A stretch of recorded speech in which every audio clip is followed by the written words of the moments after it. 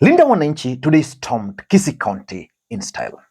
Wamama wane nyinyi ni wamama vijana bwana. Hey! Aya, asante sana, asante sana, asante sana. Asante sana. Asante sana, asante sana. Asante sana. Aya, leta hiyo pia. Asante sana, asante sana. Hey. Na hii pia. Asanteni sana kwa mapenzi, asanteni sana. And I paid very close attention to the speeches, and one thing became very clear. Na nina hakika kuwa tukisimama pamoja na timu ya Linda Mwananchi, kwa sababu Mwananchi amechoka. Ili mashule ziwe sawa, Kasongo must go. Ili hospitali ziwe sawa, Kasongo must go. These guys have the clear intention of sending William Ruto home in 2027. The question is, will they be able to do that? Nataka niseme kama mmoja wa viongozi wa Linda Mwananchi hapa. Kuna watu wanafikiria ati sisi tutatumika kugawa kura, ati ndio Kasongo apite katikati. Nataka nitangaze nikiwa Kisii, hakuna mtu anafungulia hiyo paka dirisha ati iruke nje. Tutatafuta Matiang'i. Tumepata niendelee nisiendelee? Niendelee nisiendelee? Niseme nisiseme? Niseme nisiseme? Si tumepata Maraga yuko hapa. Tutafute pia Kalonzo. Tutafute Matiang'i. Tutoe kikosi moja hatari. By saa 12 asubuhi Kasongo kwa ameenda nyumbani.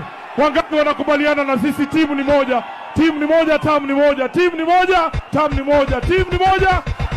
Asanteni sana, nataka nichukue fursa hii. I looked at the people who attended this event. There was Kangata. There was James Orengo. There was Edwin Sifuna. There was Babu Owino. And also there was the Kisii team led by Senator Richard Omoima Onyonka. Nataka mwambie rasmi, mimi ndio headquarter ya fujo. Mimi ndio headquarter ya fujo. Mimi ndio headquarter ya fujo. Mimi ndio mnemfunza ardhi tukiwa na Babu. Lakini kwa sasa akijaribu kuleta fujo hapa Kisii, tutaonana mundu kwa mundu.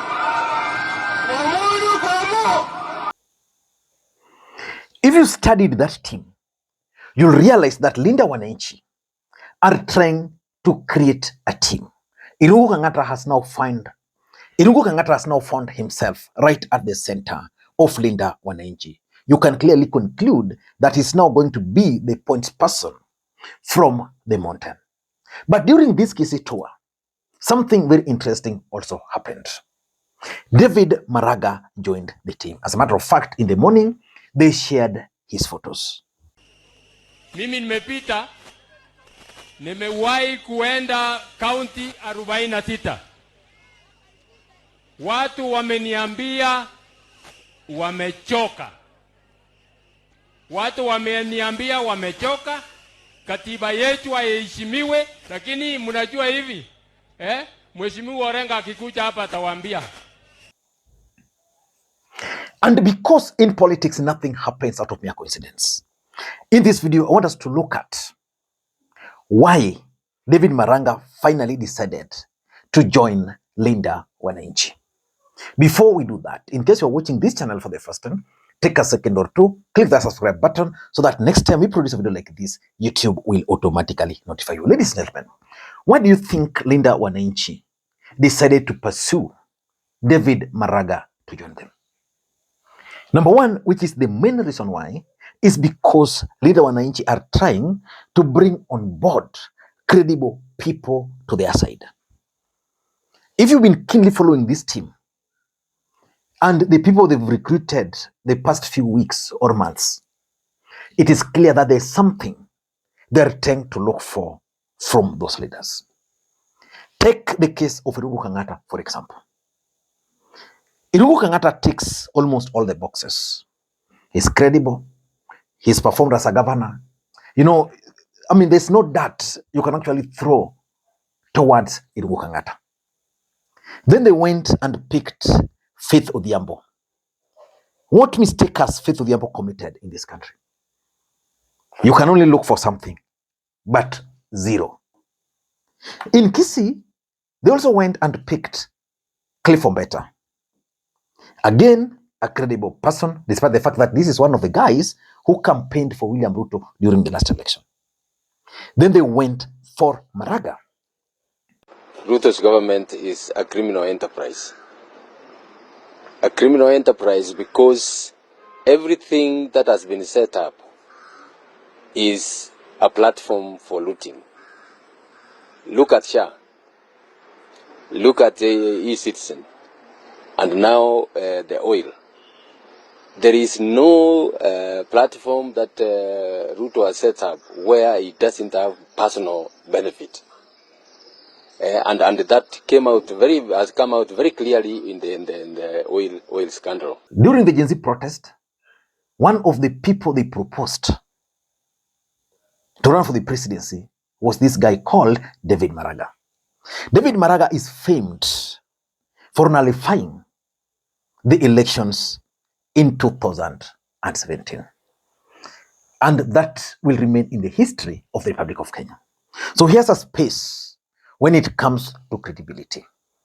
So if you're to ask me, this team is trying to craft a credible team because they're trying to listen to what Kenyans are telling them. What I don't know is when now they will decide to join, for example, the likes of Gachagua, the likes of Kalonzo, people who've been in the system for a long time. So that's number one. Number two, I'm also trying to look at this team and the entry of Maraga. They're trying to appeal to the agencies. The 2027 general election in the Republic of Kenya is actually going to be decided by the agencies. How those young people are going to vote will determine the elections. And any political coalition or any political party which is not keen on the support of the young people should actually forget about the presidency. This is something which these guys understand so well. So by bringing on Maraga, they are trying to tap into the young people, because this is one of the guys the young people were telling Kenyans that we are going to vote for this guy. Actually, they went and picked him. The only disadvantage now is that because of his age and this brand of politics, he has not been able really to stamp his authority as a frontrunner. But now joining this team is significant.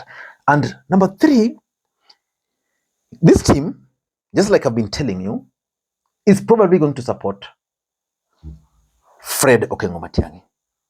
But I've always told you also on this platform that politics is about how many things? Two things. The interest and the betrayal. It's going to reach a point in time when the interest of this team is going to supersede the other interest of Matiang'i. And this team is also under a lot of pressure from Kenyans to actually run for the presidency. They are pushing, if you are keen, these people are pushing for Edwin Sifuna to run. If Edwin Sifuna were to run, there's no way you would expect Matiang'i to support that. So they have a wild card. They have a checkmate. And that checkmate is none other than David Maraga. So that Maraga will not be the face of the Kisii community in this team. With the time, he will replace Onyonka, because Onyonka and Kibagendi are pro Matiang'i. And because politics is local, for them, they might leave. So these guys are bringing Maraga to checkmate Matiang'i, so that in case they will decide not to support Matiang'i, in case they decide to go alone, then they'll have a face in the name of Maraga from the Kisii region. Number four is what I call the quest for the elusive opposition unity. If you paid very close attention to Sifuna, he was very clear that this team is not going to be used to split the opposition.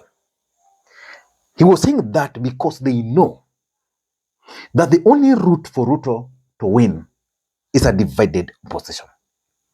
And they also know that it's very difficult for the united opposition and Linda Mwananchi to merge and agree. Even if they were to do that, still their supporters might not accept. For example, supporters of Kalonzo Musyoka might not accept Kalonzo Musyoka not to be on the ballot as a presidential candidate. Again, you can't be sure that those people who are singing Sisi ndio Sifuna will automatically support Kalonzo if Kalonzo were to be on the ballot. And you are already seeing people like Caleb Amisi rebelling. So it's part of this wider scheme to try and bring on board everybody from the opposition. It's good for them, but sustaining it and convincing everybody is where the problem will begin. And lastly, I think it's about the negotiating table. This is something which, if you are keen, Fred Matiang'i is doing. You see, there is the quest for a united opposition. Then there is the question of what are you bringing to the table? When Matiang'i came into the country, he was expected to form his own political party. That's actually what Rigathi Gachagua pushed him to do. He did not do that. He opted for Jubilee because Jubilee has roots in Mount Kenya. So if he's told to come to the table, he will come with Jubilee as a political party, a bit of the support of the mountain, and say, I have the Kisii. But it's not ending there. He's going to Meru and there's Peter Munya with his party there, the bus. Peter Munya's party is not bus really, but he has PNU. He has that party coming. Then he goes to Western and he picks Natembea with his DAP Kenya to his side. So that if he's called on a table, he will come with those team. That's exactly what Sifuna and the team are doing. They now have Irungu Kangata. Of course, they have Babu and Orengo from Nyanza. They have Sifuna from the Luhya Nation. Now, they're also trying to persuade Maraga from the Kisii region, so that if they'll be called to a table, probably they are going to get someone else from the coast. I was told they are expecting a major defector from coast to join them. Once they do that, then they can actually now negotiate. And of course, you can also not rule out what I normally refer to as the perceptional value Maraga is bringing to the table. From Irungu Kangata, Faith Odhiambo, Cliff Ombeta, now David Maraga, you can only conclude that this team is actually growing. And that's the perception which is very important in politics. I don't know what you think. Do you think David Maraga will add value to this team? Let me know in the comment section. Until next time, this is Lee Makwiny. Bye-bye.